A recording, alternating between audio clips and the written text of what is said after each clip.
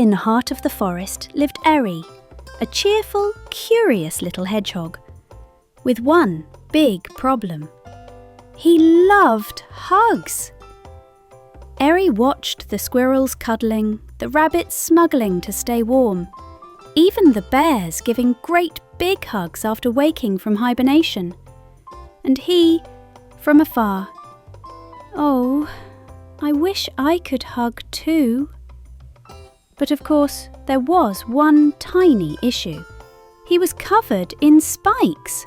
The first time he tried, he ran happily toward his best friend, Tico the mouse. "Come here, Tico!" he shouted. The mouse opened his arms, and poof! Tico flew backward with his tail full of tiny pricks.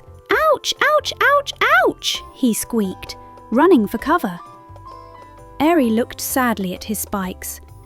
"Will I ever be able to give a hug?" he wondered. He didn't give up.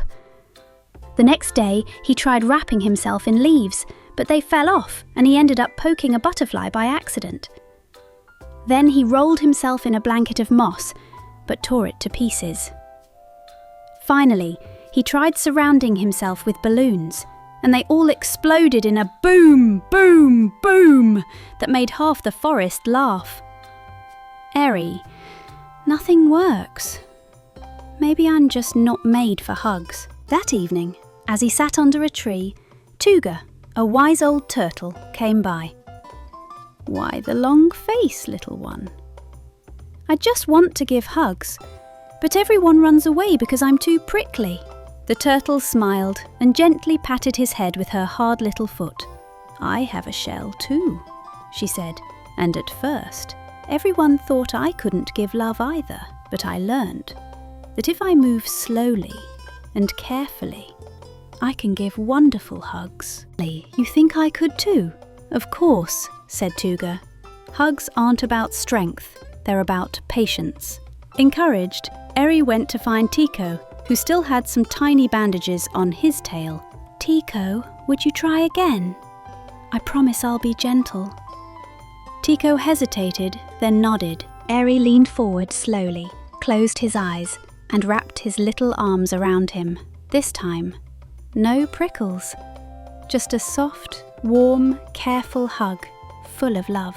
Tico beamed. "You did it, Eri! That was a perfect hug!"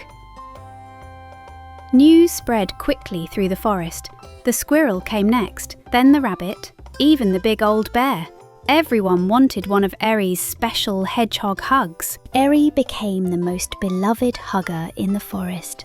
Not because his hugs were the biggest or the softest, but because each one was full of care and kindness.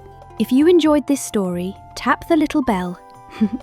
Just like a magic wand, that way you'll know when the next Bedtime Stories for Kids story arrives.